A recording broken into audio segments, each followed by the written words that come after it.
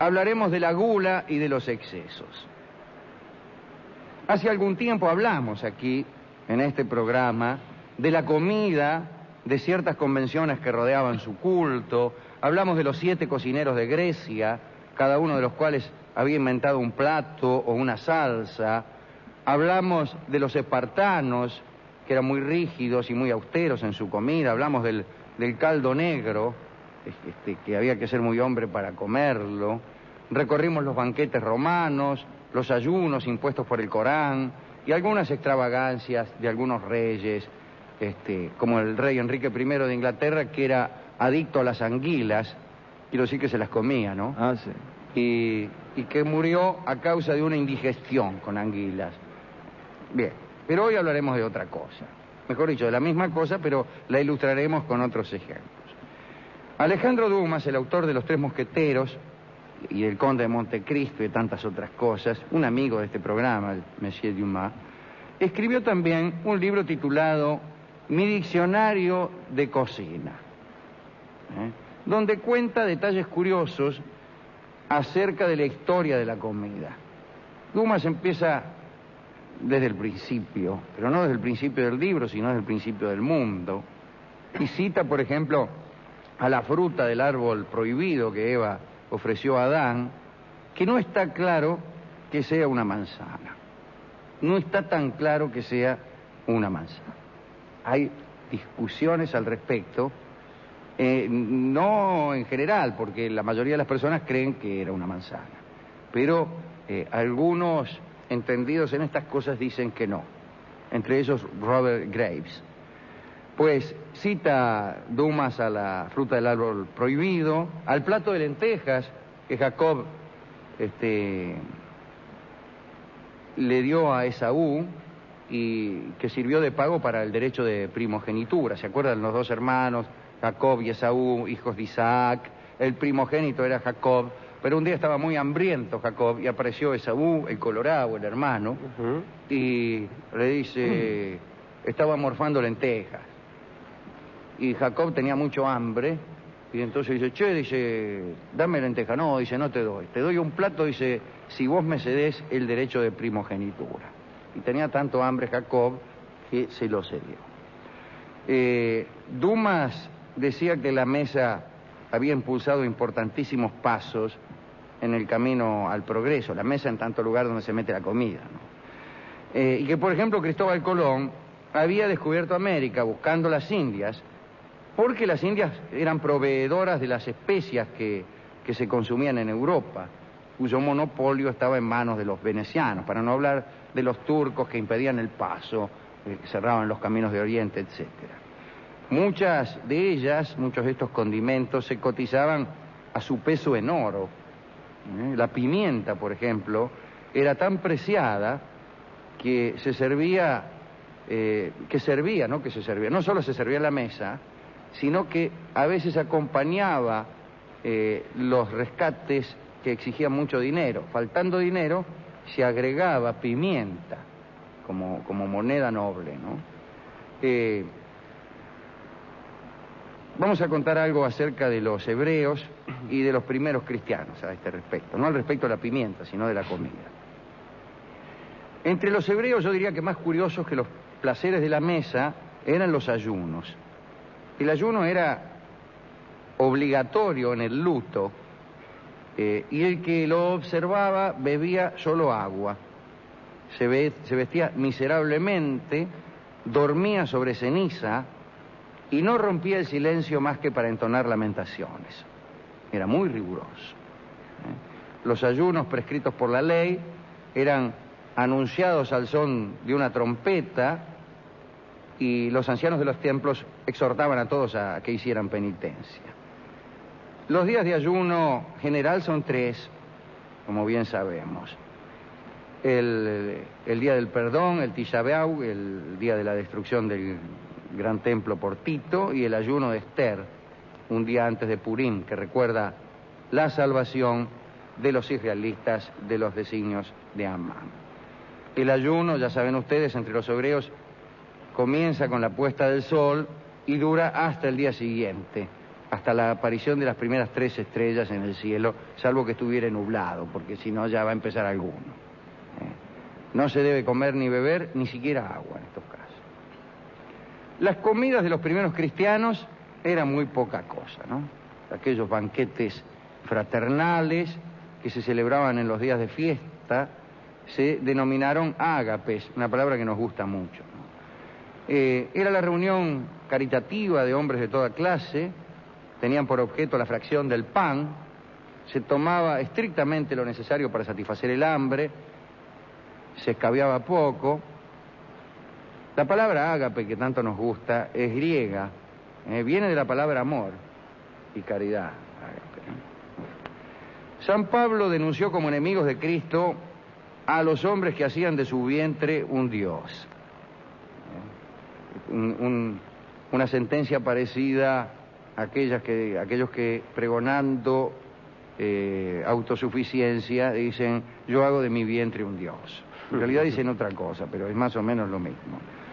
A partir del siglo III, parece que había tantos abusos en los ágapes, abusos quiero decir que morfaban como locos, que el concilio de Laodicea hizo una serie de prohibiciones que perduraron muchísimos años, que no se puede comer esto o aquello.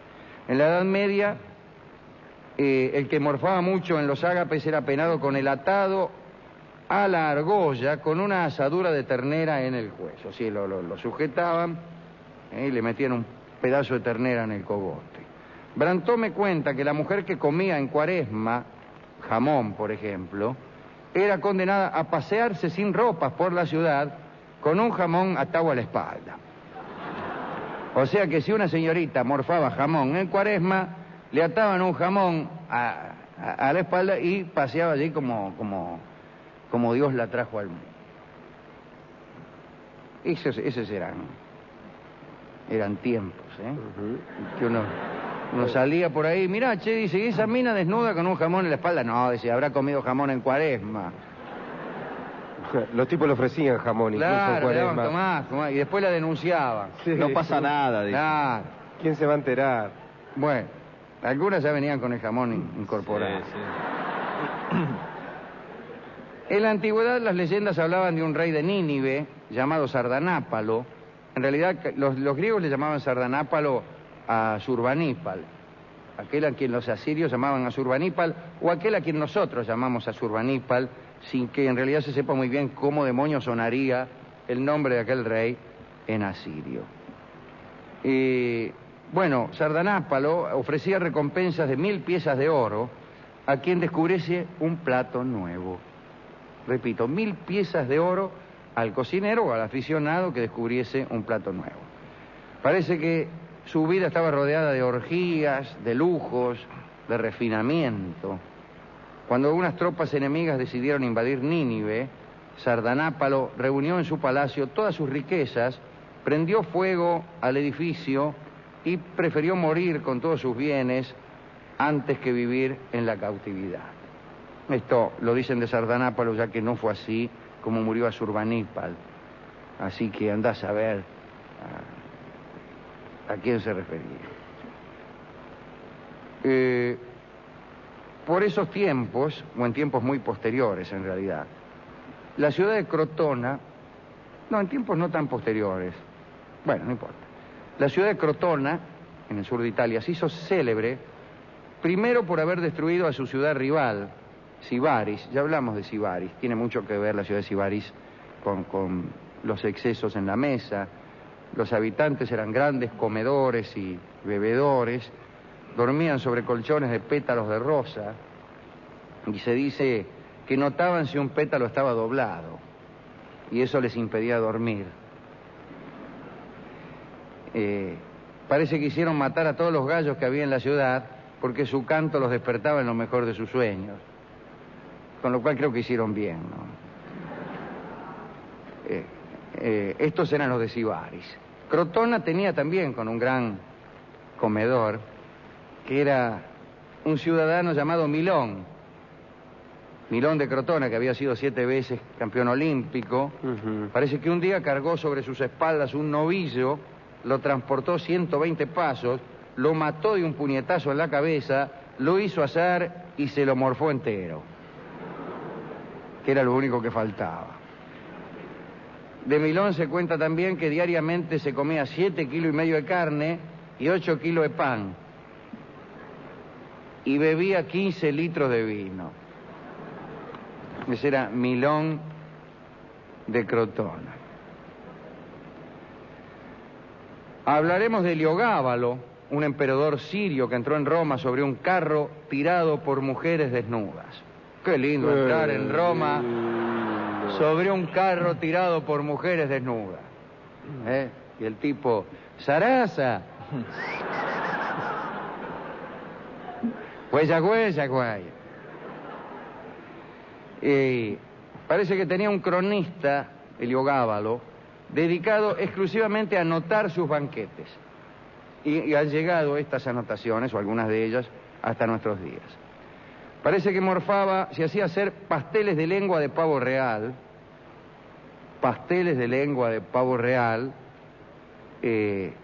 o de ruiseñor, o de faisán.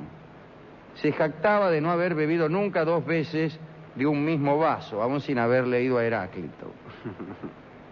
Y teniendo en cuenta que sus vasos eran de oro y plata, se puede calcular lo que le costaba este prudito, Heliogábalo.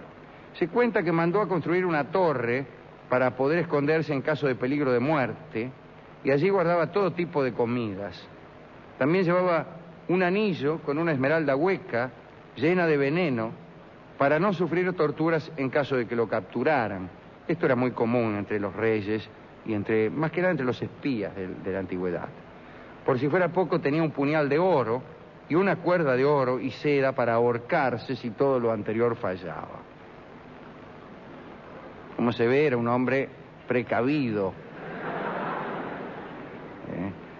De nada le sirvieron tales previsiones porque lo mismo que Mitrídates fue sorprendido cuando hacía sus necesidades más íntimas luego de un banquete, y lo asfixiaron con la esponja con que los romanos atendían a su higiene en aquellos menesteres.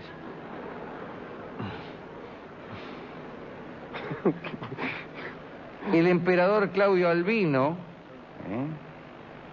uno de los 5 que hubo en el año 193 después de Cristo, se comió en un desayuno 500 higos. 500 higos, le habrán salido boqueras, pobre. 100 duraznos, 10 melones, 4 docenas de ostras y 2 kilos de uva. 2 kilos de uva de vicio.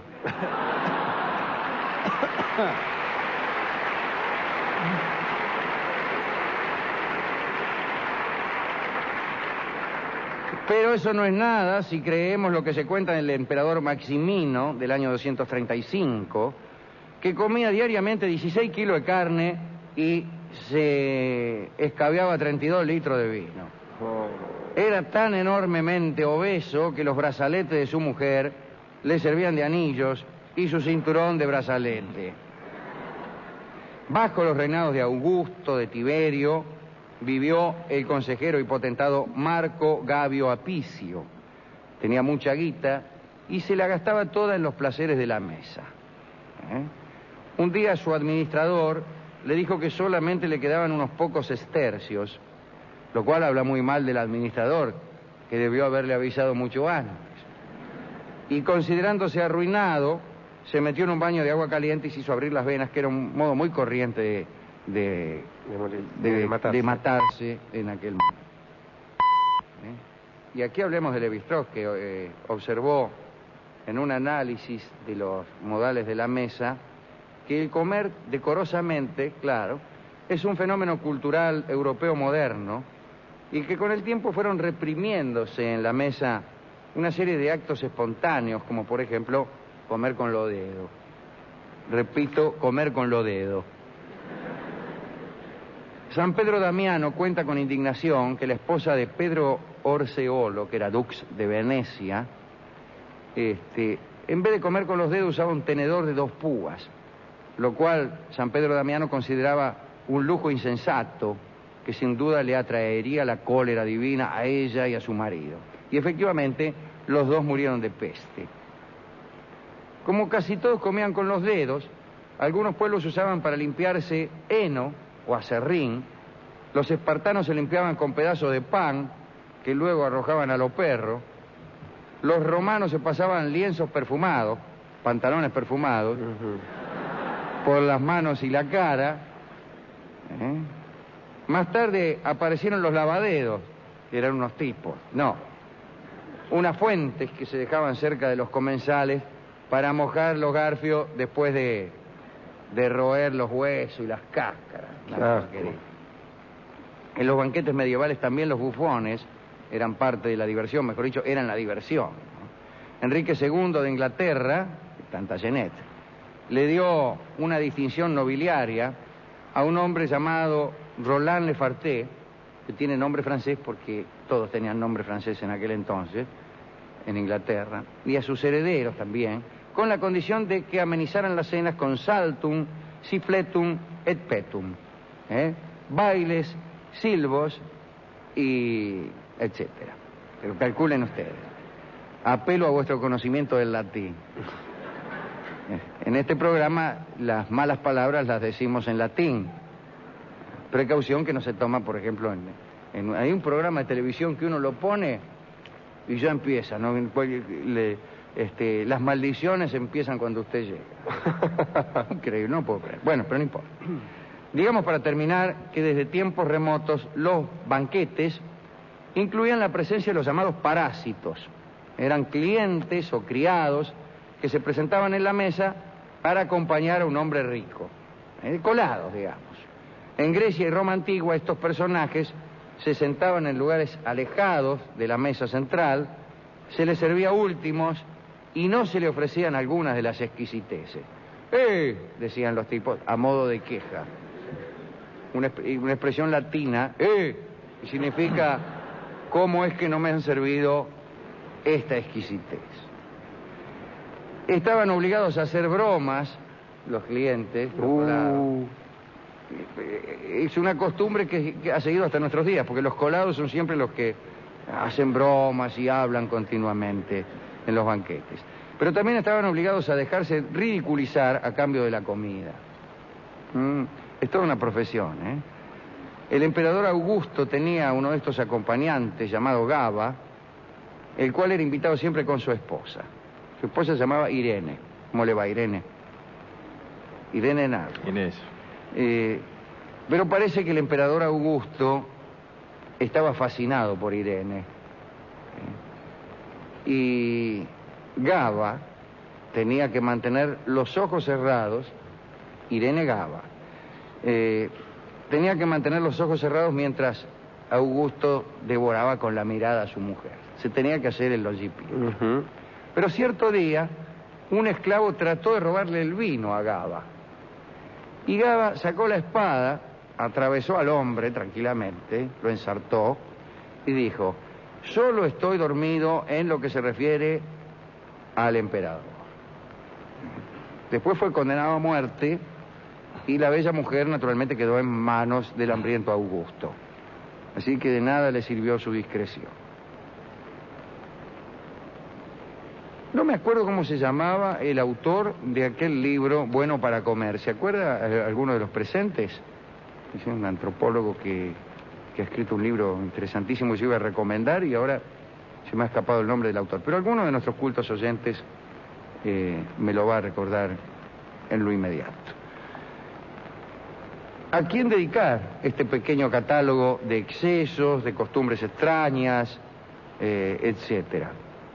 Hay varios que me caen simpáticos. Primero Alejandro Dumas, que fue el que escribió este diccionario de cocina, del cual hemos sacado algunos datos, ¿no? Después al emperador Claudio Albino, al que se comía 500 higos y 100 duraznos. Ajá, el vicioso de las uvas. Ese que se comió los 2 kilos de uva de vicio. El otro emperador, a Maximino, el que se comía 16 kilos de carne. A Milón de Crotona, a quien ya le hemos hecho muchas dedicatorias. Y a los delicados habitantes de Sibaris, que se sentían molestos cuando un pétalo del relleno de su almohadón se doblaba y les impedía dormir. Aquellos que odiaban a los gallos. Algún sultán de Egipto también alguna vez hizo matar a todos los perros de la ciudad porque no le gustaban los ladridos.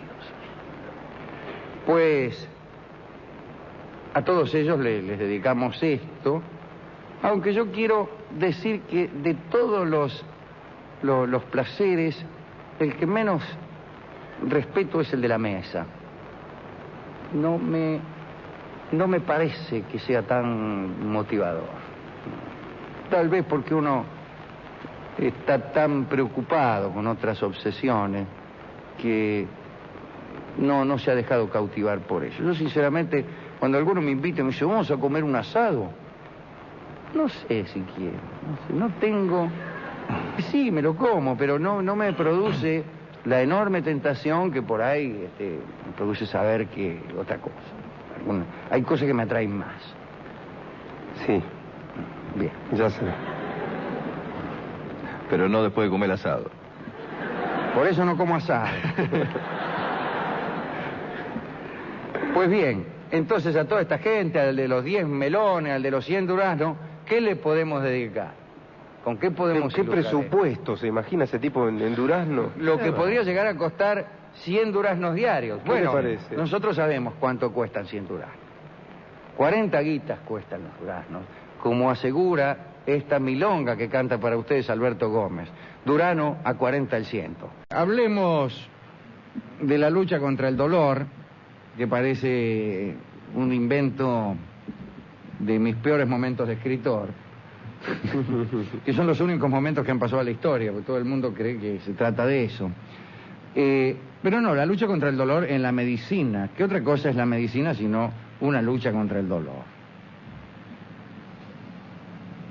Así que vamos a hacer un catálogo o una recorrida a través de las épocas y de las culturas para ver qué es lo que hizo el hombre para que le doliera menos. Pero para que le doliera menos qué, y bueno, cualquier cosa, para que no le duela. Hay que decir que esta lucha tuvo lugar siempre en una vida marcada por el dolor. Porque recuérdese que en la historia bíblica el castigo divino contra Eva fue la condena a sufrir terribles dolores en el parto, pero la vida toda está llena de dolores. Se me dirá que esa es una concepción poética del asunto, que un dolor de muelas es algo bien distinto de un padecimiento del alma. No estoy seguro. Cada sociedad ha utilizado ciertos artificios para suprimir el dolor. Ahí nos instalamos en el siglo I después de Cristo, y usted sabe que cada vez que había un parto, se aconsejaba distraer a la parturienta, y entonces se armaban algunas escenas. Nuestro amigo Apolonio de Tiana recomendaba introducir una liebre viva en el local donde había de ocurrir el parto, para que la liebre corriera y diera saltos alrededor de la mujer. Y Plinio también hablaba de esta técnica, que consistía básicamente en entretener a la víctima del posible dolor, como si el dolor fuese una cuestión de concentración o de distracción, como si no pensar en el dolor terminara con el dolor. Bueno, entonces, incluso en España ponían una liebre viva entre los senos de la parturienta, llamaban a cantores y músicos, y hasta se representaban pequeñas escenas cómicas para ayudar a pasar el trance, ¿no? No se hacía ninguna aplicación física, era una manera casi psicológica de tratar el dolor, tratar de distraer la psique hacia otros focos de atención. Lo que no sé qué hacía la liebre entre los senos de la parturienta. Sí, estaba contenta. Pero bueno, no sé qué clase de distracción será. Para la liebre puede ser, pero a la liebre no le dolía. Más tarde, mucho más tarde, San Alberto Magno pensó para aquellos dolores, aquellos que están allá no, los dolores de parto, una receta bastante pintoresca. Se debían tomar partes iguales de caracoles rojos y de romero, luego desmenuzarlos, después había que dejarlos en una caja de plomo cerrada, rodeada de estiércol de caballo, y durante el parto se disponía toda esa pasta en el cuerpo de la mujer. Nótese que en aquella época el 30% de las mujeres fallecían de fiebres o infecciones al dar a luz, cosa que de ningún modo cifra que de ningún modo era disminuida por la aplicación de esta bosta en el cuerpo. Se usaban también durante las operaciones brazaletes mágicos, anillos, piedras, collares, todo tipo de amuletos contra el dolor. Y tan generalizado estaba este uso que en el año 1600 el Concilio de Burdeos prohibió aquellas prácticas por considerarlas supersticiosas. Hablemos de las sustancias usadas. Ya los sumerios, los chinos, los hindúes, los egipcios conocían las virtudes de la mandrágora, del opio, del belenio, que se utilizaron inclusive en Europa para adormecer al paciente antes de una operación. Shakespeare mismo se refirió a estos remedios en Otelo, y dice, Yago dice, ni amapola ni mandrágora, ni todas las pociones adormecedoras del mundo te procurarán nunca el dulce sueño. Pero era otro dolor el que quería calmarse. Se recurría también al hipnotismo. No, pero esto mucho más adelante, no hablemos del hipnotismo. De las sangrías para producir agotamiento y poner así al paciente en condiciones de que no existiera el dolor que se le iba a causar. Las sangrías se hacían con sanguijuelas muchas veces.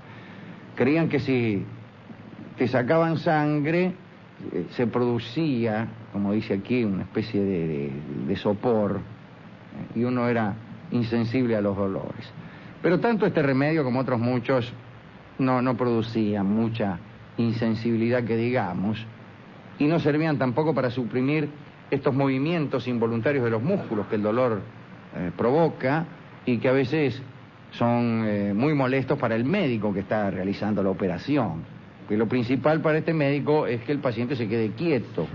Y yo le quiero extirpar a usted el apéndice, Rolón, ¿sí? Y usted se sigue moviendo de esa manera, le voy a extirpar cualquier cosa menos el apéndice, mi querido amigo. Me quedo quieto entonces. Bueno, quien utilizó en proporciones enormes los específicos provenientes de la amapola para evitar dolores fue nuestra amiga Josefina, la primera esposa de Napoleón. Parece que Josefina es seguro, lo hemos dicho aquí varias veces, que Josefina tenía la dentadura podrida y fue perdiendo irremediablemente sus dientes. Aquí un mal literato diría uno por uno. Uno por uno sí tenía suerte, bien podían habérsele caído 2 o 3 juntos. Bueno, entonces, para que la gente no se diera cuenta, empezó a usar pañuelos, abanicos, se hizo una persona más circunspecta, se rió menos, pero como también le dolían mucho los dientes, tomaba opio. Y tomaba tanto opio que se apolillaba en el teatro, en las ceremonias, y había que sacudirla. Me refiero a Josefina. Sí. El alcohol también ayudaba a evitar padecimientos. Muchos cirujanos lo utilizaban en sus intervenciones. Ahí estaba un inglés, Astley Paston Cooper, que recomendaba a sus pacientes que se presentaran borrachos a la mesa de operaciones. Y en tal estado intervino nada menos que el rey Jorge IV de Inglaterra, que padecía un ateroma en el marote. Y parece que el rey estaba tan curda que entró a la sala riendo a carcajadas, y cuando vio los instrumentos del médico, el bisturí, las pinzas y todo eso, lo condenó a él y a todos los ayudantes a muerte.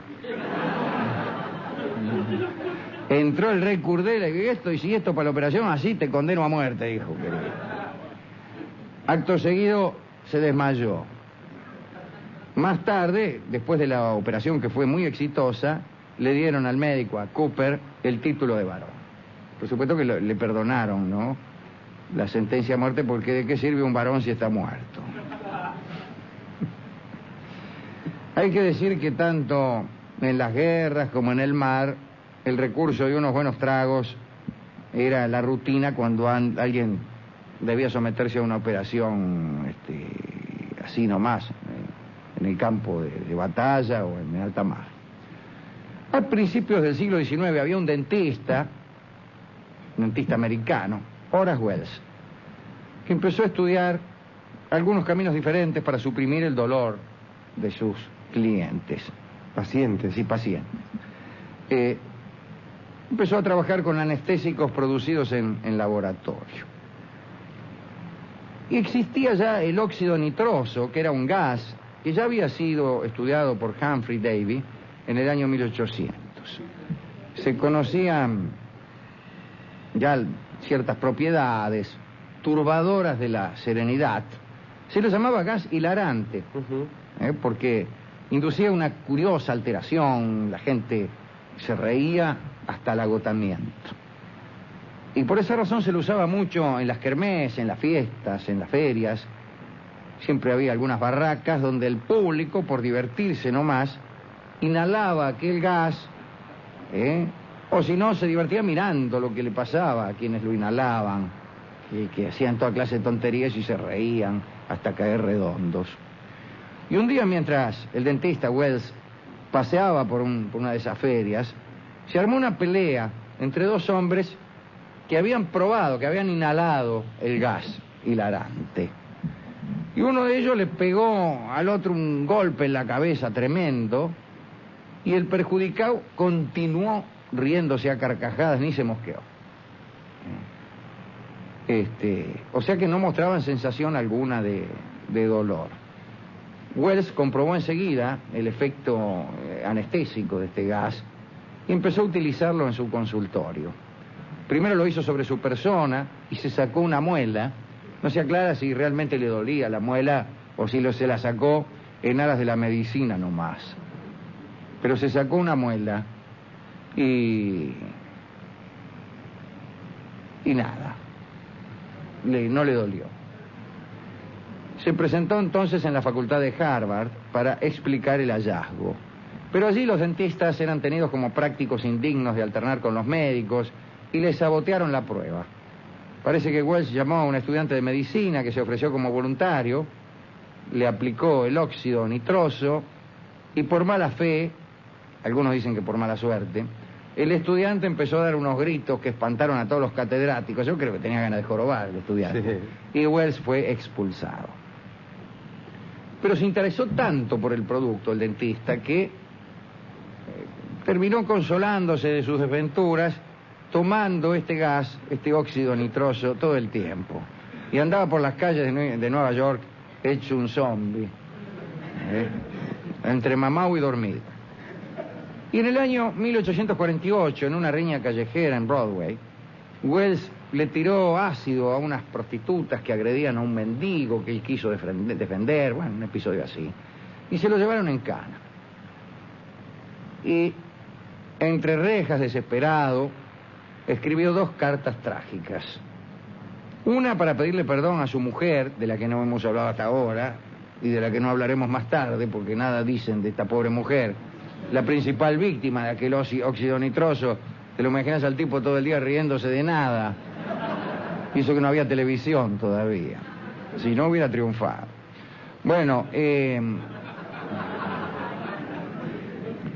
escribió 2 cartas trágicas. Una para pedir perdón a su mujer por lo que se disponía a hacer. Y otra dirigida al país para exponer que la causa de todos sus males era haber logrado vencer al dolor. A continuación, inhaló óxido nitroso de un frasco que llevaba escondido, se tendió en el calabozo y se cortó la arteria femoral para desangrarse sin padecer. Tenía 33 años. En aquel momento, después de la tragedia de Wells, apareció en escena James Young Simpson, un profesor de obstetricia de la Universidad de Edimburgo. Simpson era un estudiante genial que, pese a privaciones de todo tipo, había obtenido su grado de cirujano a los 19 años y su título de doctor en medicina antes de cumplir 21. Según cuentan, parece que le impresionaba mucho el sufrimiento ajeno y estuvo a punto de abandonar la carrera cuando lo llevaron a presenciar las escenas del anfiteatro operatorio con los gritos y los padecimientos de los pacientes. Durante mucho tiempo estuvo haciendo experimentos sobre sí mismo con varias sustancias en busca de algo que pudiera producir un estado de insensibilidad suficientemente largo inofensivo y completo. Y en muchas ocasiones se arriesgó de tal manera que no se murió de casualidad. Hasta que en noviembre de 1847 descubrió el cloroformo. El cloroformo. El cloroformo como agente anestésico. El célebre químico francés Dumas había estado trabajando en la síntesis del cloroformo y cuando se enteró de los experimentos de Simpson le mandó un frasco y Simpson lo probó de manera curiosa. Parece que invitó a cenar a 2 colegas y después del banquete decidieron hacer un ensayo ahí mismo, ¿no? Llenaron de cloroformo sus vasos y empezaron a inhalar los vapores. Claro, entre que lo que habían comido y todo. Y lo que siguió fue una escena digna de ser vista, ¿no? Empezaron a hablar pavadas, le zumbaban los oídos, dejaron de coordinar los miembros y pronto se desplomaron. Y estaba la señora Simpson, desesperada, que por ahí entró y encontró a las tres eminencias en el suelo y sin conocimiento. Pero parece que por suerte habían inhalado poco cloroformo, porque en caso contrario hubiera sido una tragedia más que un descubrimiento. Ya recuperado, Simpson quedó encantado con los resultados y comenzó a utilizar el cloroformo con sus pacientes. Ninguno sufrió dolor y los cirujanos pudieron desde ese momento llevar a cabo operaciones con cuidado y tranquilidad y la humanidad fue feliz para siempre. Bueno, no. No, pero le dolió menos. Le siguió doliendo a la humanidad, pero menos. Es interesante. Hay algunas de las cosas que tomaban en el siglo pasado, como el opio, eran realmente peligrosas, ¿no? ¿Sabe quién tomaba mucho opio? Justamente a causa de sus dolores, José de San Martín. Y sus enemigos aprovechaban esta costumbre para sindicarlo como opiómano, etcétera, ¿no? Pero ciertamente él tenía unos padecimientos en el estómago, unas úlceras, creo, o algo por el estilo, que no cesaban, y tomaba opio. Pues fácil sería para un poeta aprendiz decir, bueno, ojalá que alguien invente el cloroformo para los dolores del alma, etcétera, etcétera.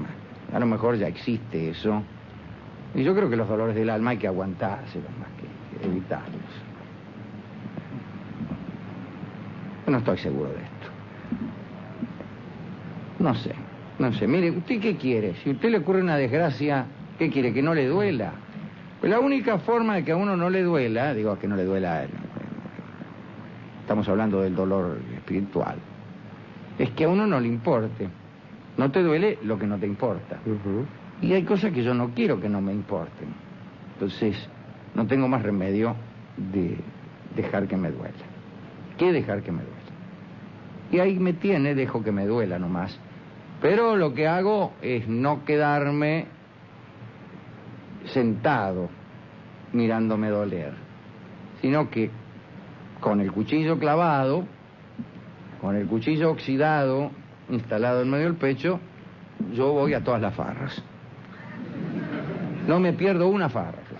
Tengo un cuchillo oxidado clavado acá en el pecho, se llama dolor, y no quiero que no me duela. Yo lo dejo que me duela, tiene su origen, su causa, un fenómeno. Pero no me pierdo una. Y voy, hago lo que se espera de mí en todas las milongas, en todas las fiestas. Sigo viviendo, pero con el cuchillo en el pecho. Y aún en el momento de mayor jolgorio, una voz pequeña me dice, te duele. Un día te morirás y todos los que tú amas también morirán. Y la vida es una tragedia. Sí, digo yo, y brindo con los amigos de mi juventud. Y cuento, acto continuo, el cuento del paisano que fue a comprar supositorios, y me río muchísimo, y mis amigos se ríen muchísimo, pero en una nota En una nota nos miramos, en una nota de la carcajada o en una nota de la canción festiva, nos miramos y es apenas un destello en la pupila con el que nos decimos, sí, claro que me está doliendo, hermano querido, claro que me está doliendo, pero qué gracioso, el tipo creía que había que comérselos. Bien.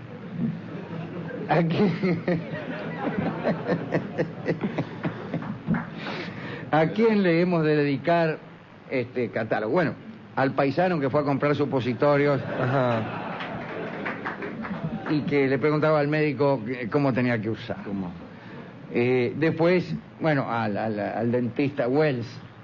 Ujú. Al dentista Wells. ¿Y a quién más? Al químico Dumas, que le mandó un frasco que ya tenía destilado al dentista. ¿Y a quién más? Y a todos los que han luchado contra el dolor. Y a los que se han aguantado el dolor, sintiéndolo. Y como siempre lo hacemos, a los que han convertido su dolor en piezas maravillosas de arte y de amor. ¿Y con qué vamos a ilustrar esta pequeñísima, esta mísera conferencia acerca del dolor? Bueno, es un título que bien puede haber salido del sillón de un dentista. También se lo vamos a dedicar a todos nuestros amigos dentistas, al doctor Barragán, ¿Cómo no? al doctor Reina. Doctor Benedetto, amigo mío. A todos. No, al doctor Benedetto no.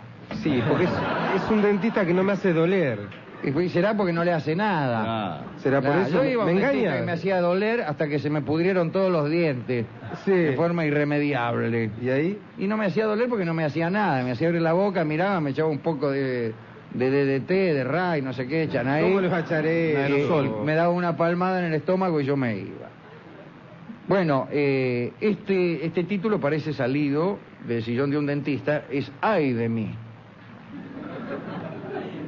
Y sirve para designar a una hermosísima canción criolla de Sebastián Piana y Homero Mansi. Canta Ay de mí Ignacio Corsini, dedicado a todos los que sienten dolor. Bueno, hoy vamos a hablar de la blasfemia. Nos llaman muchos oyentes y blasfeman por teléfono.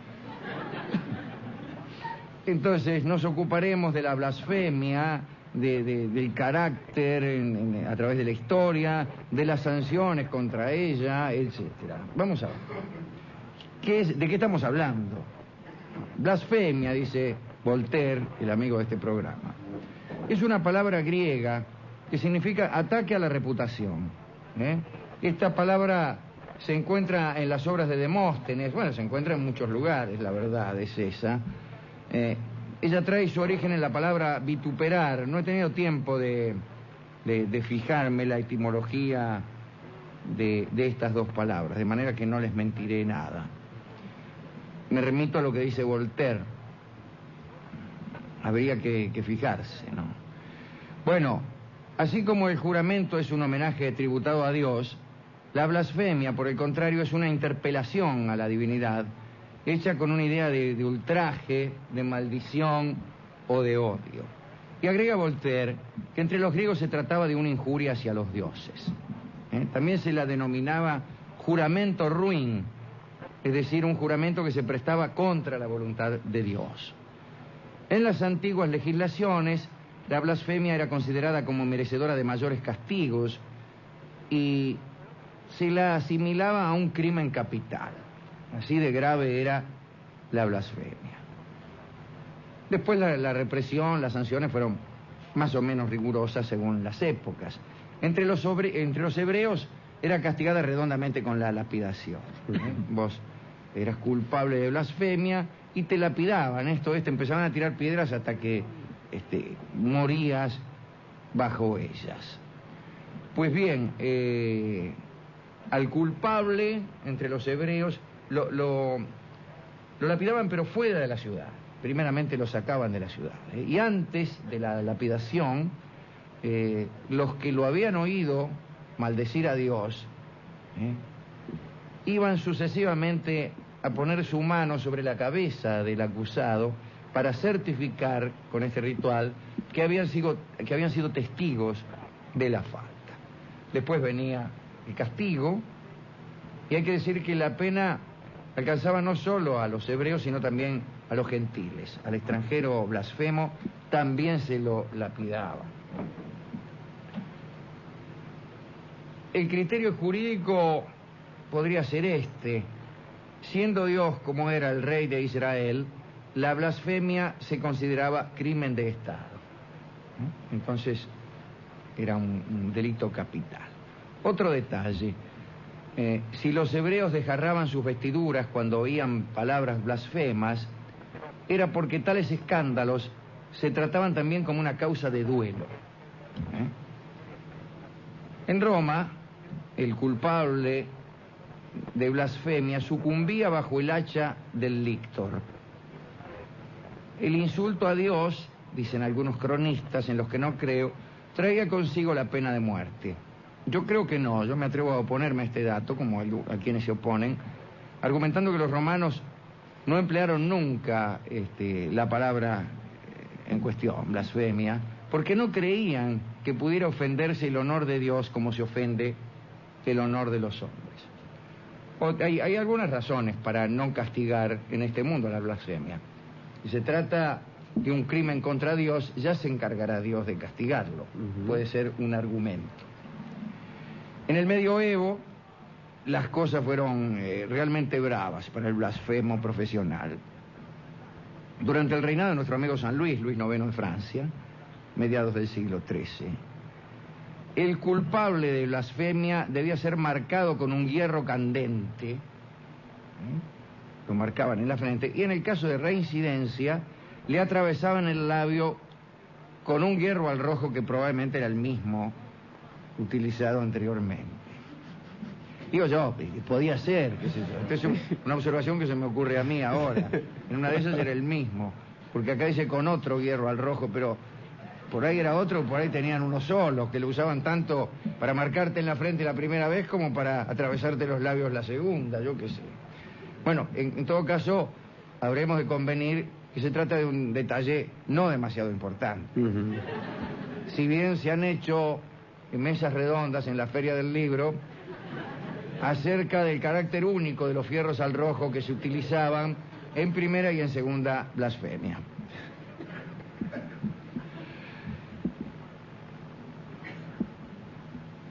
El Papa Inocencio IV, sin dejar de comprender al amigo Luis IX, intervino para tratar de amainar un poco este castigo, para disminuir la crueldad de las penas aplicadas a los blasfemos. Pero el rey Luis persistió en mandar aplicar los más duros castigos. Entonces el Papa Inocencio envió un ultimátum al rey en 1265 para que suprimiera cuanti menos las mutilaciones.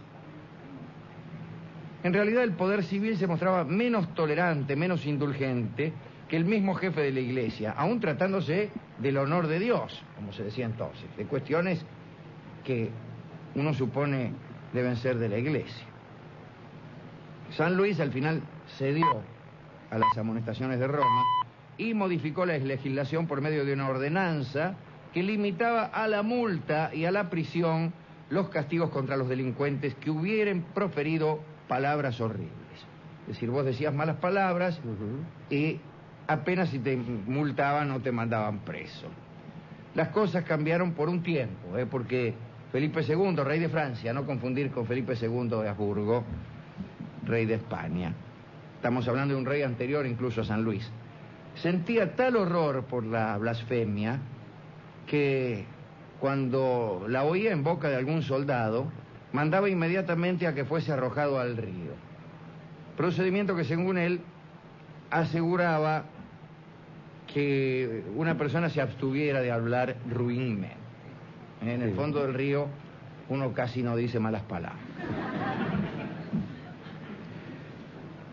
Felipe VI el afortunado dictó unas ordenanzas según las cuales el individuo... Felipe VI viene después de San Luis, año 1300 y pico, 1347. El culpable de juramento ruin era atado a la picota y sometido al ayuno, a pan y agua, durante 2 meses enteros, 2 meses. En caso de reincidencia, la cual se producía generalmente durante esos 2 meses,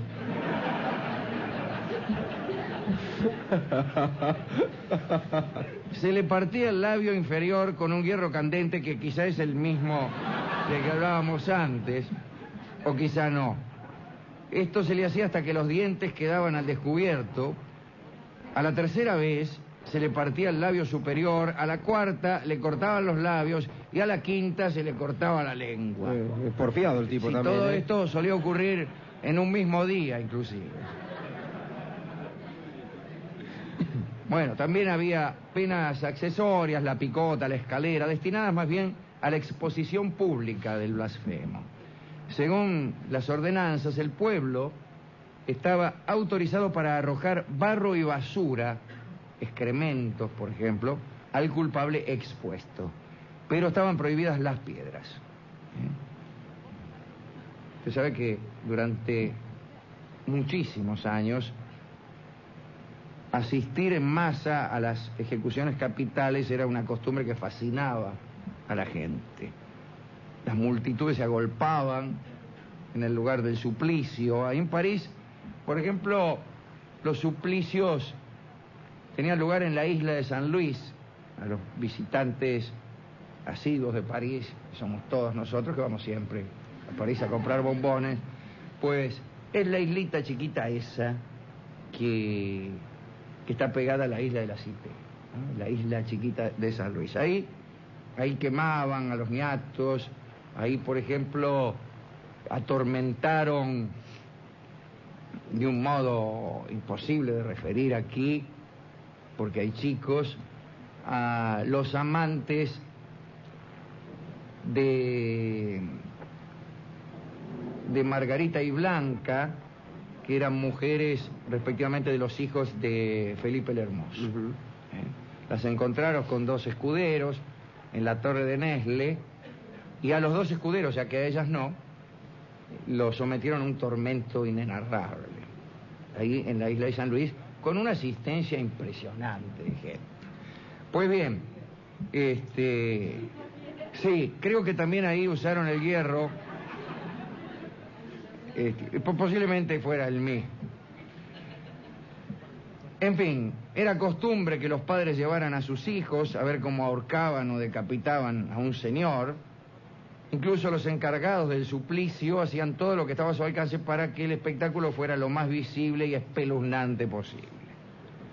En Barcelona, por ejemplo, al llamado Loco Cañamás, que había atentado contra la vida de nuestro amigo Fernando el Católico, y luego de Yapa había proferido los peores insultos contra la iglesia, bueno, pues antes de ejecutarlo le cortaron una mano, le cortaron una lengua, le cortaron las partes, las partes cortadas se las colgaron del cuello, en fin, y después lo pasearon por entre la gente para escarmiento de los espectadores, en realidad para el regocijo de los espectadores.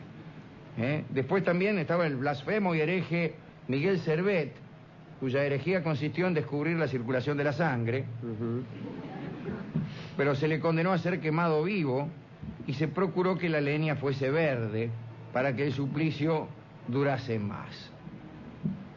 Entre otros castigos terribles, citemos la sentencia del preboste de Siloy, que en 1371 condenaba al abogado Mateo Bedier por execrables blasfemias y reniego de Dios a ser arrastrado ignominiosamente llevando en la mano un cirio de cera encendido de 2 libras de peso.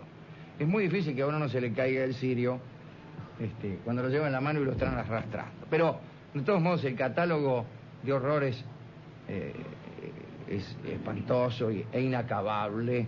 Está también aquel que intentó matar a Luis XV. Bueno, en fin. Caso curioso es el siguiente. Giacomo Casanova, que no solo fue un un gran amante, un gran amador, como nos cuenta la historia, sino también un excelente escritor, cuenta con mucha frivolidad en sus memorias, ¿no? Cómo algunos aprovechaban esos momentos para desplegar los artificios de la seducción, o incluso, como él mismo escribió, y creo que lo hemos contado alguna vez, para hacer el amor redondamente con las muchachas mientras se contemplaba un tormento. Parece que eso los estimulaba. Él directamente, creo que no sé a qué marquesa benefició prolijamente, mientras ambos miraban no sé qué ejecución. Quiere decir que algunos iban a levantar minas así. En vista de los castigos excesivos de la legislación contra la blasfemia, la gente empezó a disimular las fórmulas penadas a fin de no ser alcanzados por la ley. En Francia, la palabra Dieu, Dios, fue sustituida por la palabra bleu, azul, en una especie de dialecto callejero.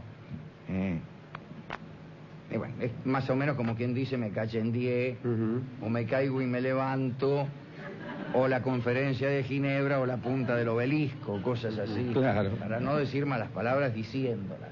Y todos entendemos y nos reímos muchísimo, menos en la televisión, donde es necesario decirlas por completo para certificar que se está ante un teleteatro realista. Bien,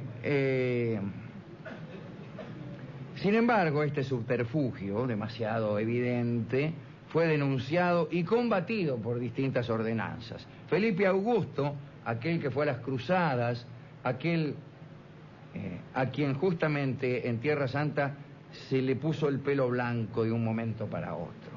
Bueno, Felipe Augusto penaba con la cárcel a quien profiriera expresiones con ligera variante del uso corriente. Vos decías, me caigo y me levanto, y venían Felipe Augusto, no. No te hagas el vivo, dice. Se llamaban a la Canaveri. En tiempos de Luis XIV, el Rey Sol, todavía se practicaba la mutilación a los blasfemos, pero recién después del 7º ultraje judicialmente comprobado, así que tenías que caer 7 veces. En esos tiempos, el delator tenía derecho al tercio de la multa impuesta. Es decir, que también habrá habido, supongo yo, en tiempos de Luis XIV, numerosísimos psicofantas que denunciaban a los que decían malas palabras. Pero ya se sabe lo que sucede con esto, ¿no? Empiezan las falsas delaciones. Empieza gente a delatar a quien realmente no ha dicho nada, hasta que alguno descubre que las delaciones son falsas y entonces se condena a los falsos delatores. Para lo cual hay que delatarlos. Entonces se estipula un premio a aquel que delatare a los falsos delatores, hasta que se comprueba que estas delaciones son muchas veces falsas. Bien, digamos para terminar que la Revolución Francesa, al abolir el principio de una religión de Estado, suprimió al mismo tiempo las penas contra la blasfemia y el sacrilegio, que se ejercía por otra parte oficialmente. Cuando en 1801 se restituyó el catolicismo, se volvieron a castigar las blasfemias, pero exclusivamente dentro del ámbito de la Iglesia. Así que este es un breve catálogo de los castigos que ha sufrido este pecado de jurar y de blasfemar a través de los siglos. Hoy en día no se pena con ninguna sanción, lo cual me parece bien. ¿Cómo? Le dan el Martín Fierro, dice alguien aquí, con justa razón. Pero bueno, afortunadamente está permitido decir malas palabras en los medios de comunicación, y mucho más, afortunadamente, uno tiene la posibilidad de no decirlas. Por ahora, solo está permitido decir malas palabras, quiero decir que no es obligatorio. Aunque presiento que en algunos canales sí. Bueno, ¿a quién dedicar esta extraña charla de hoy. Ahí tenemos un pobre condenado, Alejandro, que lo único que hizo fue descubrir algo que efectivamente ocurría, como la circulación de la sangre, ¿no es cierto? Claro, el pobre Servet, ¿no? Que junto con el otro cuyo nombre nunca me acuerdo, Harvey, descubrió la circulación de la sangre para gran beneplácito de la humanidad. ¿Por qué? Porque antes la sangre no circulaba. Antes de Servet y de Harvey, Ajá. la sangre no circulaba, estaba detenida en el cuerpo con los inconvenientes que todos ustedes deben presentir, ya que yo no presiento honestamente ninguno. No, porque a usted le circula ahora. Claro, a mí antes no me circulaba. A mí me circula con gran velocidad la sangre. ¿Sí? De modo tal que en donde me corto, me desangro en 1 minuto. Bien, pero estas son confesiones que a ustedes no interesan. Quiero decir que esto sucedía no solo en el mundo del catolicismo, sino también en el mundo del protestantismo, y quiero decir que los autos de fe de los calvinistas fueron muy numerosos, y si no, pregúntenle al propio Servet y a Harvey. Bueno, dedicado entonces a Miguel Servet, a Voltaire, que sabía mucho de esto, y a los 2 escuderos que beneficiaban a Blanca y Margarita, mujeres respectivamente de Luis IX, no, Luis IX no es San Luis, de Luis X,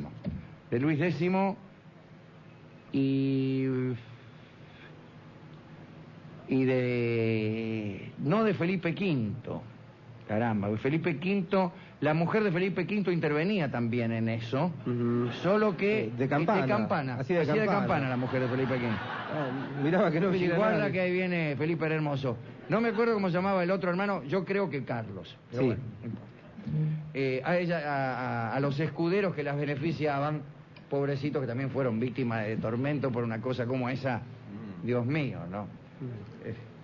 Por suerte los tiempos han cambiado. Sí. Bueno, ¿y con qué podemos ilustrar esta charla acerca de las gravísimas sanciones que unas palabras acarreaban? Pues me gusta este tango que quizá ante el temor de incurrir en blasfemia es un tango sin palabras. Sin palabras, el bello tango de Discépolo canta maravillosamente bien Libertad Lamarque. Vamos a hablar de Francia en 1848. No era un mundial aquello, Menos mal. sino la caída del régimen de Luis Felipe y algunas cosas que sucedieron en esa revolución que tanta importancia tiene para los socialistas, para los libertarios, etc. Ya hemos contado nosotros algunos de los escándalos que rodeaban la corte del rey Luis Felipe de Orleans, aquel rey que tenía la cabeza en forma de pera, poco antes de la revolución esta de 1848. Pero recuerdo algunos sucesos, ¿no? 2 pares de Francia, Test y Cuvier, eran condenados por corrupción. Bah, eso no basta para hacer caer régimen alguno, como bien saben.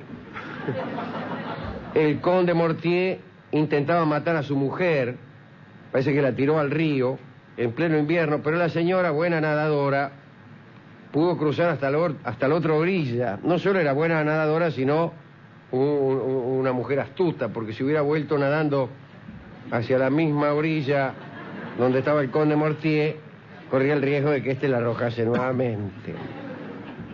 Estaba el príncipe de Berg, que era apresado porque parece que iba al casino con fichas que fabricaba él mismo. Qué lindo. Para no entrar en ese circuito tan enojoso de los casinos, donde las fichas las tiene que pagar. Después estaba el jefe de la escuadra real, Goudin.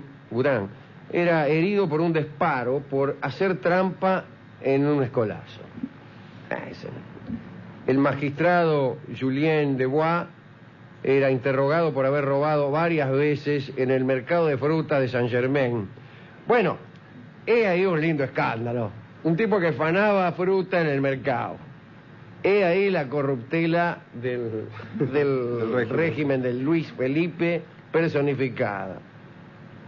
El caso es que todos estos personajes estaban muy ligados a la familia de Orleans el pueblo empezó a mirar con cierto odio al Palacio de las Tullerías, que era donde vivía el rey Luis Felipe.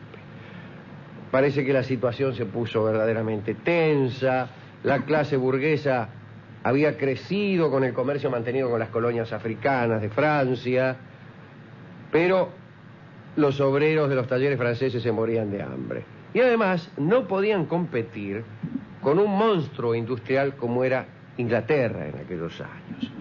Parece que los productos ingleses invadían Francia y eran más baratos. Entre algunos hombres iniciadores del Partido Socialista francés y los mismos obreros, se organizó la revuelta. Y se levantaron, como saben ustedes, barricadas en los bulevares, y en determinado momento los soldados dispararon contra los obreros. Y lo que había comenzado como protesta se transformó en revolución. Y el 24 de febrero, a las 4 de la tarde, el rey Luis Felipe abdicó. En Francia, Luis Felipe había dejado a su nuera, Helena de Orleans, y al hijo de su nuera, el conde de París, había abdicado en favor del chico, ¿no? El muchachito tenía 10 años.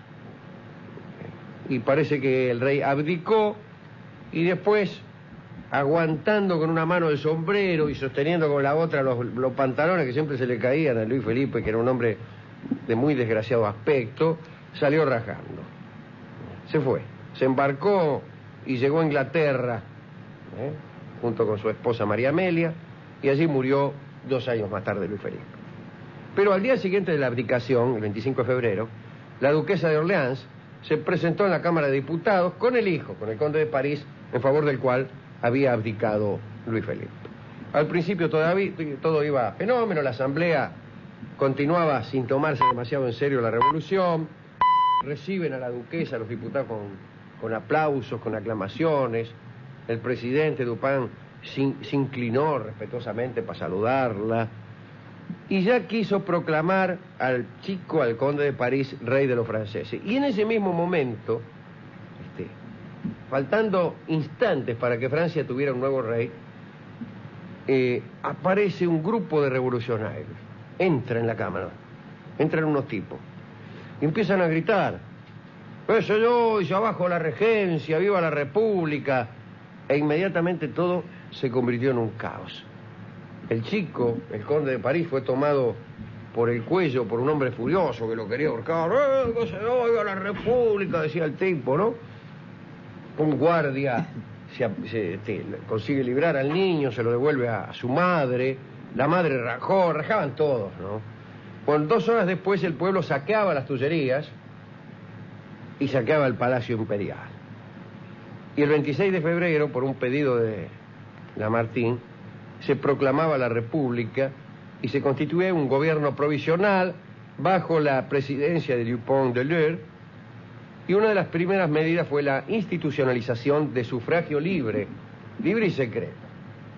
Voto libre y secreto, pero solo para los hombres, muchachas.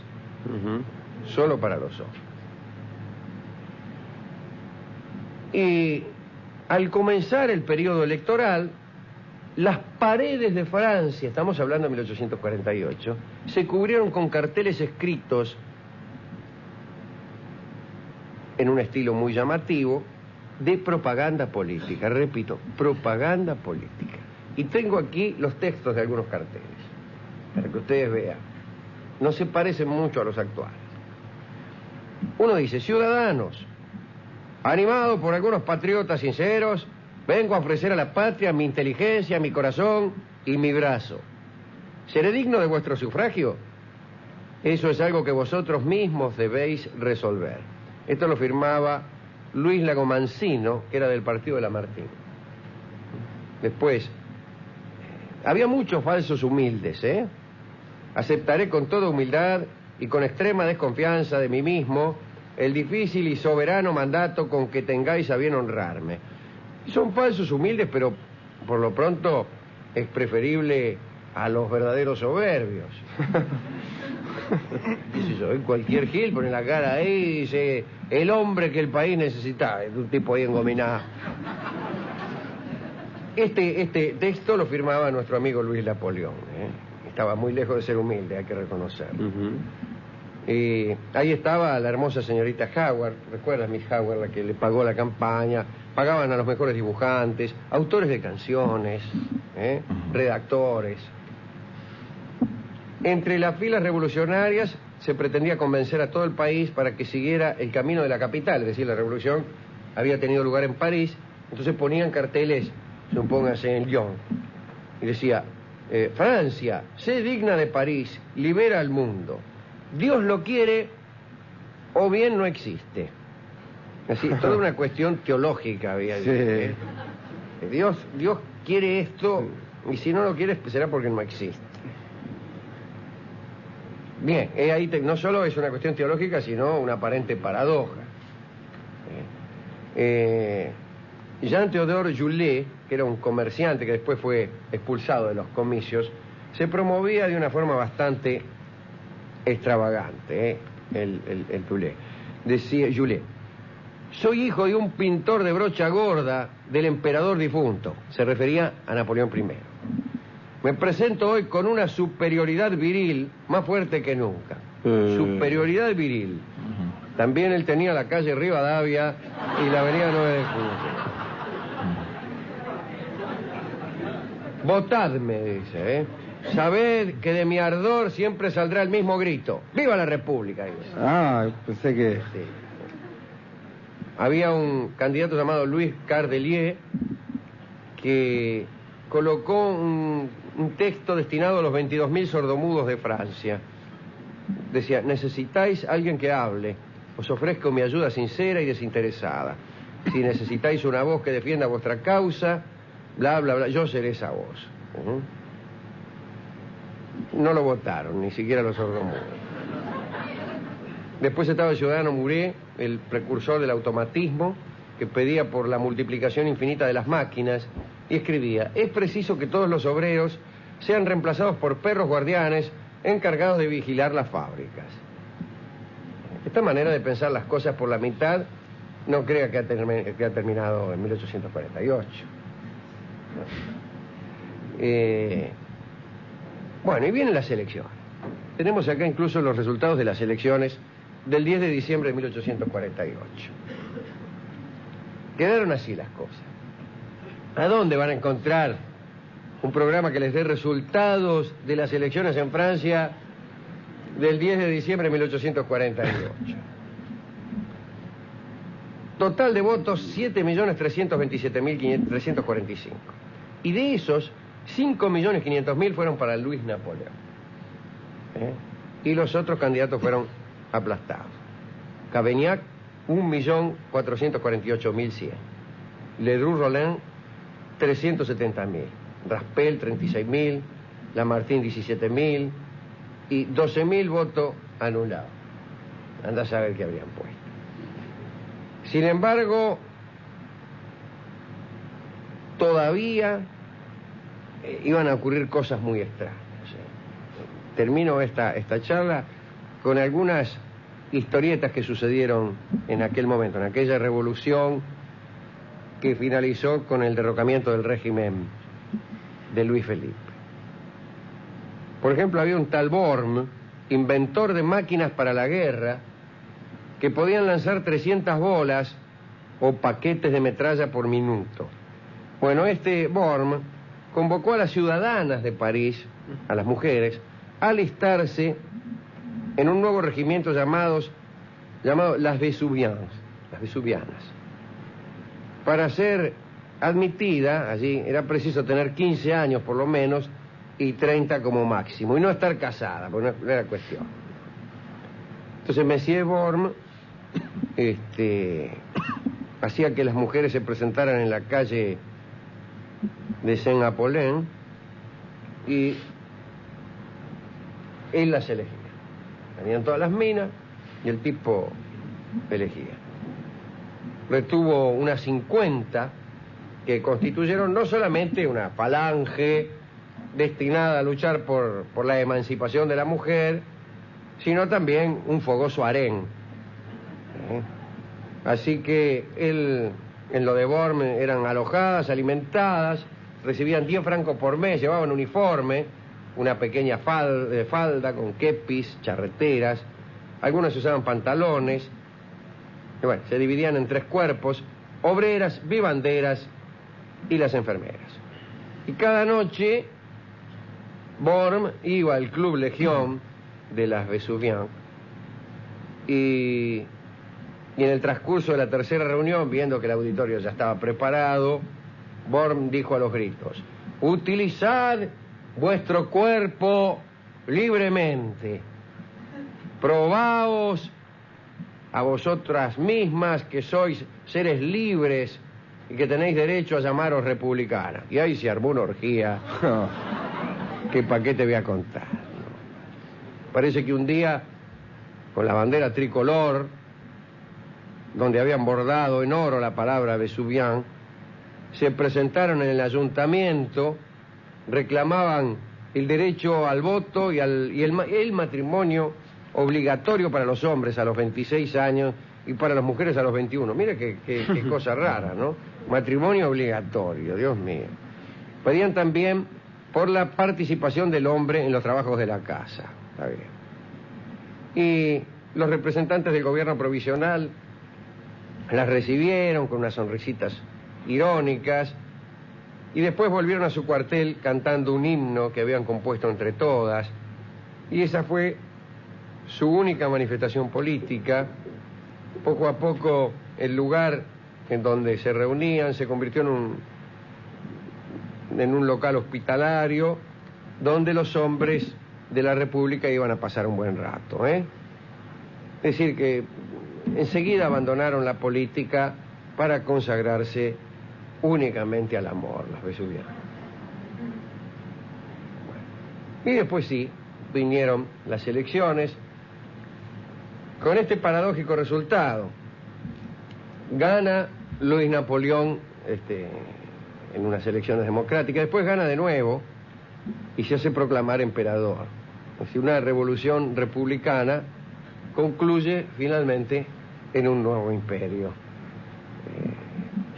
Ya les había pasado a los franceses, ya les había pasado con la Revolución Francesa. Ahora yo diría que les pasó peor, ¿no? Este no era ni siquiera Napoleón I, era Napoleón, como decía Víctor Hugo, este era Napoleón el Pequeño, Napoleón III. Esto fue lo que pasó en 1848. Después ya viene el Segundo Imperio. ¿A quién dedicar estas notas periodísticas acerca de 1848? Bueno, acá no hay mucha gente muy simpática. Algunos de los candidatos, a mí me gusta ese, el que tenía una superioridad viril, Jean Joulet. Ese candidato me gusta. Pero no lo dejaron participar, lo expulsaron de los comicios. ¿Quién? Sí.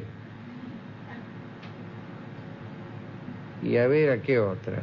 Bueno, a todas las minitas estas de las Vesuvian, que bueno, Sí. sea para la política o por el amor, que son dos estímulos enormes, tenían un gigantesco ardor. Y después otras cosas que me causan mucha gracia, ¿no? A la mujer del tipo que la tiró al río. Esa. La nadadora. Claro, a la mujer del conde Mortier. También a ella. Y no al conde, el conde en general. Pero bien, no solo por buena nadadora, sino por haber nadado hacia la orilla opuesta. Con respecto a mujeres buenas nadadoras que se salvaron, pues ahí tiene usted a Agripina, la mamá de Nerón. Era una buena nadadora también. Usted dice que Nerón la mandó a matar, la tuvo que mandar a matar 2 veces, digo, porque hay gente que no se deja matar fácilmente. Sí. Y la primera vez le mandó a unos sicarios para que la tiraran al lago. Ella estaba embarcada, no sé en qué barco, y creo que no fue necesario tirarla al lago. El barco estaba fulero y se hundió. Y Agripina, nadó no sé cuánto, pero nadó mucho y se salvó. Entonces le dijeron al emperador: vea, señor, lamentamos tener que informar que no pudimos matar a su madre. que se salvó nadando, como quien dice. Sí. Y entonces le mandó Nerón a otros sicarios, ¿no? A una finca donde ella vivía, y ya la tipa redondamente le ofreció el vientre. Se desnudó el vientre y le dijo al asesino: apunta bien. Si me venís a matar, mátame en serio.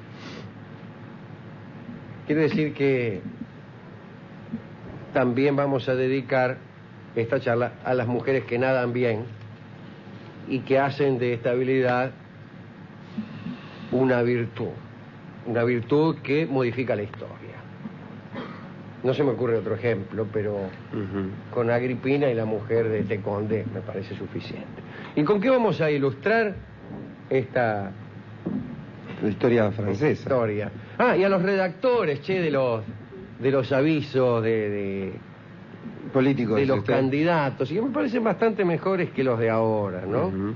¿Se acuerda cuando veíamos eso que uno decía honestidad y había un tipo, ¿no? Sí. No sé cuál era el otro. ¿Cuál era el otro? Honestidad, trabajo, Sí. no sé. Conducción. Y conducta. Parece que se llamaran así los tipos. Sí, señor Se ve conducta. una cara, dice honestidad, Sí. y si se llamará honestidad este tipo. Porque no decía nada. Ujú. Y los amigos, ¿qué hace honestidad? Sí.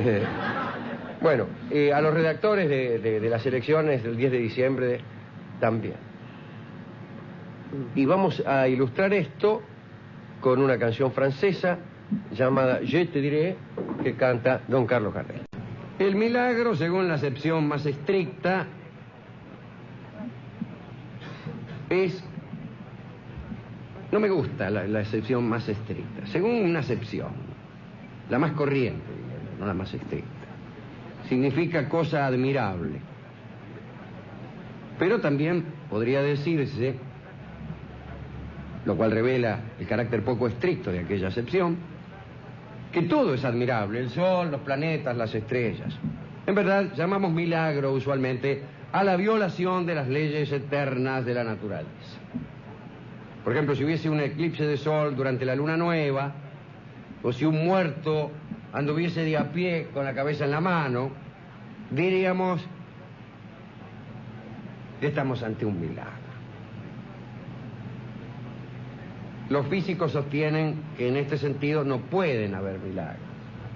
No puede haber milagros. Una ley, dicen estas personas, no puede ser al mismo tiempo inviolable y violada. Y ahí vienen estas cosas que tanto gustan a los ácratas de los suburbios. Las leyes que estableció Dios, no puede él mismo violarlas. Discusión bizantina. ¿Para qué haría Dios milagros? Para que no se cumplieran algunos designios. Bueno, no le bastan las leyes. No le bastan las leyes que él mismo ha dictado para que estos designios se cumplan. Quiere decir entonces que no es tan perfecto. Si tiene que hacer un milagro para que algo se cumpla, pues es porque no lo ha previsto en sus leyes primigenias, y entonces estas leyes no son tan perfectas y él no lo es, etcétera, etcétera, etcétera. Esto es muy aburrido. Los crédulos insisten, no importa. El mundo está lleno de milagros, no me importa lo que digan los filósofos, dice el Carbonero con su fe característica. Y cuentan milagros. Y nos dicen: las hijas del gran sacerdote Anius convertían en trigo todos los objetos que se les presentaban. Atálida, la hija de Hermes, resucitó varias veces, dirá otro. Ya se sabe que los carboneros no solo son crédulos, sino que además muy cultos. Asclepius resucitó a Hipólito, el hijo de Teseo, ¿se acuerda usted? Sí, señor. Se murió, bueno, todo un entrevero, no vamos a empezar con eso.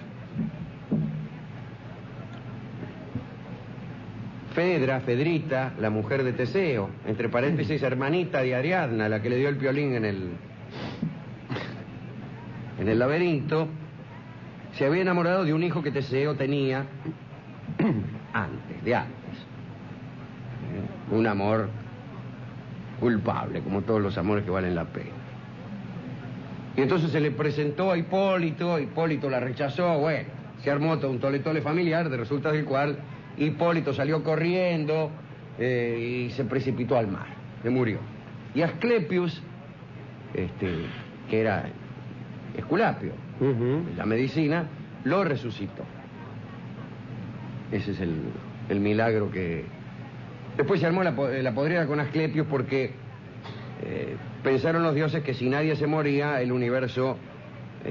y si la gente empezaba a resucitar, el universo iba a sufrir numerosísimos inconvenientes. Por ejemplo, el reclamo por parte de los resucitados de los bienes que ya sus deudos se habían repartido.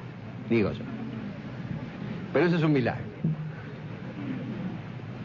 La cabellera de Berenice se convirtió en una constelación de estrellas, ahí tiene un milagro. La cabeza de Orfeo, que seguía pronunciando oráculos después de la muerte del cantor. Las murallas de Tebas, que se construyeron a sí mismas. Y bueno, muchísimos milagros. Entonces ahí sigue la discusión entre los crédulos y los filósofos. Pero algunos tienen una posición intermedia, que es la de la credulidad selectiva. Creemos en algunos milagros y en otros no. No pueden creer algunas historias milagrosas de segundo orden. Por ejemplo, contaré algunas. Cuentan que un fraile estaba tan acostumbrado a hacer milagros que el prior se lo prohibió. Dice, no me venga más con milagros. Y el fraile le obedeció. Pero un día vio que un obrero caía a la calle desde lo alto de un techo y titubeó entre el deseo de salvarle la vida y el de obedecer al prior. Entonces hizo que el obrero quedara suspendido en el aire y fue corriendo a consultar al prior. El prior lo absolvió del pecado que había cometido, empezando a hacer un milagro, había empezado a hacer el milagro. Y permitió que lo terminara, con la condición de que ya no volviera a hacer milagro alguno. Entonces volvió el fraile allí donde el obrero, suspendido en el aire, esperaba, supongo que con mucha ansiedad, el resultado de la consulta. Y terminó el milagro. No pregunte nadie de qué manera, no, bueno, que es lo que preguntaría yo. Otro le contaré. San Gervasio y San Protasio se le aparecieron a nuestro amigo San Ambrosio, el maestro de Agustín, en sueños, ¿no? Para indicarle dónde estaban ciertas reliquias. San Ambrosio las desenterró y curó con ellas a un ciego. ¿Cómo dudar de eso?, dicen algunos. Otros dicen, no, ese milagro no me gusta. Sin embargo, esto lo cuenta San Agustín, en la ciudad de Dios. Los filósofos no creen en milagro alguno. Es inútil que uno les cuente que cuando San Policarpo, el obispo de Esmirna, fue condenado a morir en la hoguera, se oyó una voz que desde el cielo gritaba, valor, Policarpo, sé valiente. Y que las llamas se separaron de su cuerpo y que para matarlo tuvieron que cortarle la cabeza. Bueno, alguien dirá, ¿para qué sirve ese milagro? ¿Por qué las llamas perdieron su naturaleza y el hacha del ejecutor no perdió la suya? ¿Qué ganó Policarpo con un milagro de esa naturaleza? No sé, ya hablaremos. La verdad es que los padres de la Iglesia ya confesaban en aquella época que había pocos milagros. Es como el cuento del fútbol. En todas las épocas se creyó que el fútbol pasado era mejor. Y en todas las épocas se dijo que había más milagros en el pasado que en el presente. Habrá que pensar que a lo mejor los milagros ocurren solamente en el pasado. Dice San Crisóstomo, dones extraordinarios se concedían en aquellos tiempos, incluso a personas indignas, porque entonces la Iglesia necesitaba hacer milagros, hoy ya no. Nadie resucita muertos ni cura enfermos. Pero San Jerónimo, en la vida del ermitaño Pablo, dice que un cuervo le trajo todos los días medio pan durante 30 años e incluso un pan entero el día en que lo visitó San Antonio. Eso es lo que se llama escrúpulo en el milagro. Un sabio jesuita que predicó mucho tiempo se lamentaba de que él y sus compañeros no pudieran hacer ningún milagro. Javier se lamentaba en sus cartas de no poseer el don de lenguas. Lo había mandado al Japón, a San Javier. Y él en sus cartas decía que se encontraba en el Japón como una estatua muda. Sin embargo, los jesuitas han escrito que San Javier resucitó 8 muertos, con lo que uno puede advertir lo difícil que es aprender el japonés. Es mucho más difícil aprender el japonés que resucitar a los muertos. El rey Enrique de Portugal, en lucha con los sarracenos, vio aparecer ante sí al Cristo y le dijo: aquí no, Señor, yo creo en ti. Ve a aparecerte a los infieles. Y tenía razón, Enrique. Discúlpenme. Claro, ¿para qué se le aparecía a Enrique? Si Enrique ya creía en él, no precisaba ninguna revelación. En los gobiernos teocráticos todo es milagroso. Voltaire dice que cuanto más se perfeccionan las sociedades, menos milagros hay en ellas.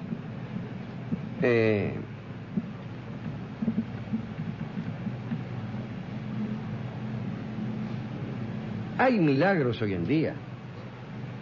Y la respuesta es no. No. Hemos dicho muchas veces, y esta es una idea que uno encuentra muy seguido en esa pequeña valija que es su mente, que si hay una cosa que perturba al legítimo buscador de milagros, aquel que espera milagros como yo, que no soy otra cosa que eso, es que le vengan a decir que han visto un milagro y que no era. El que espera un llamado telefónico siente como una afrenta que llame otra persona que la esperaba. Y cuando uno busca un milagro, no hay cosa que más lo enoje que la aparición de un infeliz diciendo que ha presenciado un milagro y que este milagro era, por ejemplo, que hubiese salido del 63 a la cabeza, número al que le había dicho. Eso no es un milagro, es una suerte.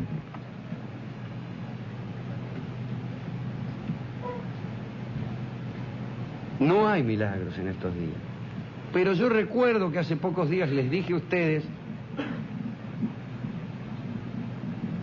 que venía creyendo, vaya a saber por qué disposición del espíritu, vaya a saber si no estaba emigrando yo a saquear ajenas huertas y si no había llegado a ciertos infiernos de desatino.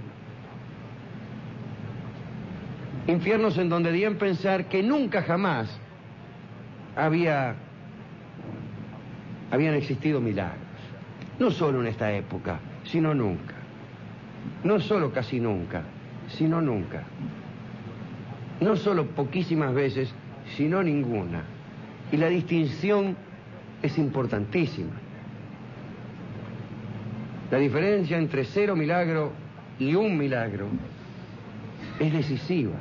Si hay un milagro, no me importa que no haya habido 500. Diría que hasta sería posible aceptar medio milagro, como el del fraile que fue a consultar. Hablando con Jorge Dorio, no digo que me convencí, de lo contrario. Yo nunca me convenzo de nada, mía. Pero pensé que a lo mejor volví a mi antiguo lugar, que es a lo mejor. Es muy difícil, pero a lo mejor. Es casi imposible, pero a lo mejor. Es imposible, pero tal vez me esté equivocando. No creo, pero puedo estar en un error. Volví a ese territorio. Y entonces me situé otra vez en el sillón que había abandonado, en la huerta que había abandonado con mis viejos frutos, a esperar, ya no un milagro, sino acaso medio. Dame, Señor, medio milagro, que yo te lo termino.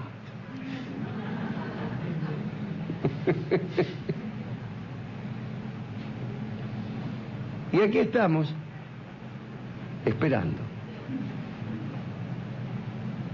¿A quién dedicar este pequeño catálogo de milagros que interrumpí por la mitad?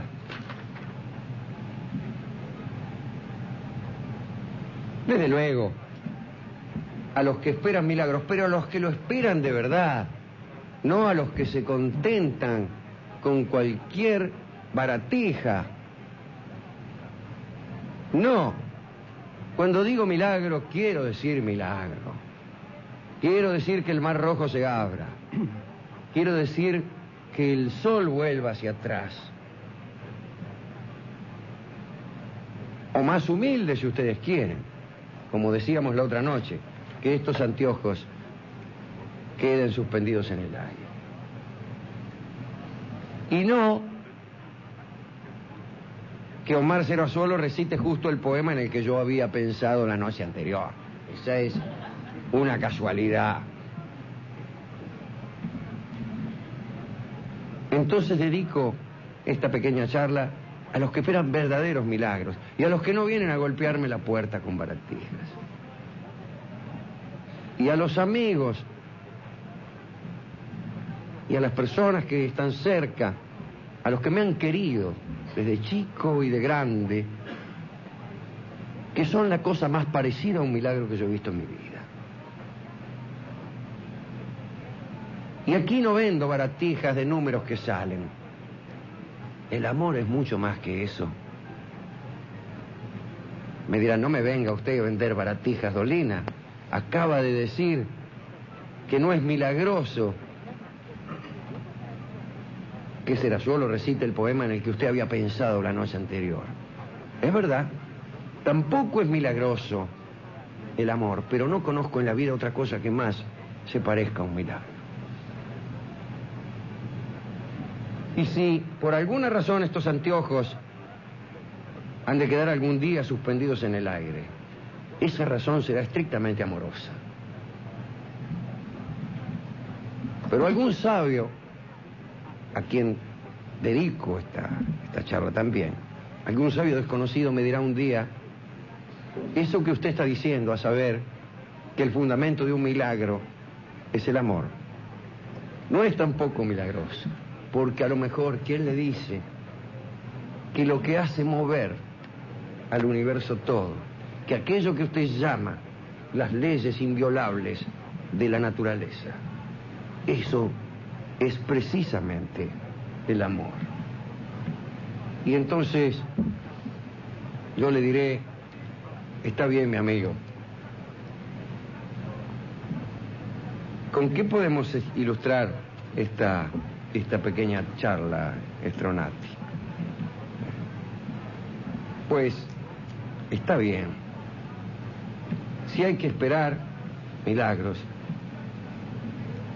no viene mal este tango cuyo título se parece al pensamiento de alguien que está esperando un milagro. Y algunos tangos también parecen milagrosos. Pero no les quiero vender baratijas. Cante usted, Hugo del Carril, vendrás alguna vez.